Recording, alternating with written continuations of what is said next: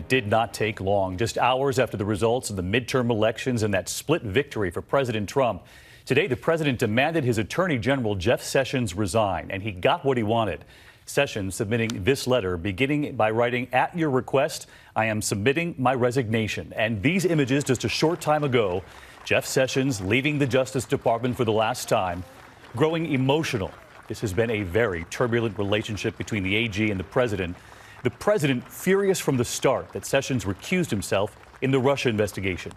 And tonight, the president's move shifts the focus immediately from the midterms to the Mueller investigation. Is it in danger? ABC's Jonathan Karl tonight on the phone call to Sessions and the message from the president. This morning, just before President Trump's post-election news conference, Chief of Staff John Kelly called Attorney General Jeff Sessions with a message from the president: resign today. Sessions has been on thin ice for nearly 2 years. One of Trump's earliest and staunchest supporters, he infuriated the president shortly after becoming AG by recusing himself from the Russia investigation. I am disappointed in the Attorney General.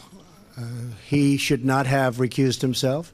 The Attorney General's decision ultimately led to the appointment of Special Counsel Robert Mueller. Trump never forgave him. If he was going to recuse himself, he should have told me before he took the job, and I would have picked somebody else. For months, the president publicly humiliated the Attorney General. Well, it's kind of hurtful, but the President of the United States is a strong leader. Tonight, employees at the Department of Justice applauded Sessions as he walked out of the Justice Department building for the last time. The president quickly named Sessions' chief of staff, Matt Whitaker, as the acting attorney general, tweeting, "He will serve our country well." Whitaker is now the ultimate authority over the special counsel investigation. In the past, President Trump has suggested he wants an attorney general who will protect him. And in Whitaker, he has picked someone who has talked openly about reining in Robert Mueller. Last year, when the president said Mueller would be crossing a red line if he investigated the Trump family business and finances, Whitaker, then a CNN contributor, wrote, "The president is absolutely correct.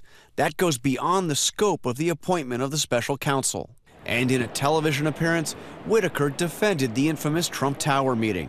Donald Trump Jr., Paul Manafort, and Jared Kushner sitting down with a Russian lawyer they were told had dirt on Hillary Clinton. You would always have somebody from the campaign take that meeting and hear that person out. Whitaker also openly talked about how an acting attorney general could effectively put an end to the Russia investigation. I could see a scenario where Jeff Sessions is replaced with a recess appointment, and that attorney general doesn't fire Bob Mueller, but he just reduces his budget so low that his investigation grinds to almost a halt. And John Karl with us live tonight from the White House. John and I on the air until the wee hours of the morning covering the midterm. John, you're back at it on your beat at the White House. The Democrats are already calling on the new acting attorney general, Matthew Whitaker, to recuse himself from the Russia investigation, given what he has said about it before. Even some Republicans sounding concerned tonight, John? Well, Democrats are warning of a constitutional crisis if Whitaker doesn't recuse himself and interferes in any way with the investigation. And some Republicans are expressing concerns as well, including Susan Collins and Senator-elect Mitt Romney, who today warned, saying that it was imperative that the investigation proceeds to its conclusion unimpeded. David? John Karl leading us off tonight. John, thank you. Another major question about this tonight. Does this put pressure on Robert Mueller to wrap this up, to issue his findings, with Democrats concerned tonight, some Republicans, as John mentioned, too, over whether this investigation will be protected? So let's get right to Chief Justice Correspondent Pierre Thomas tonight. Pierre, how soon could we see Mueller's report? David, yes, this does create pressure for Mueller to complete the job. And as we just heard, Whitaker has talked about potentially cutting Mueller's funding. He's also said that if Mueller investigates the president's finances, the investigation could look like, quote, a mere witch hunt. That said, Mueller is not someone to buckle to pressure. He'll end this investigation when he sees fit. Some of my sources are hoping Mueller will wrap up by the end of the year, with more indictments potentially coming sooner, possibly in weeks or days, David. Pierre Thomas with us live as well. Pierre, thank you.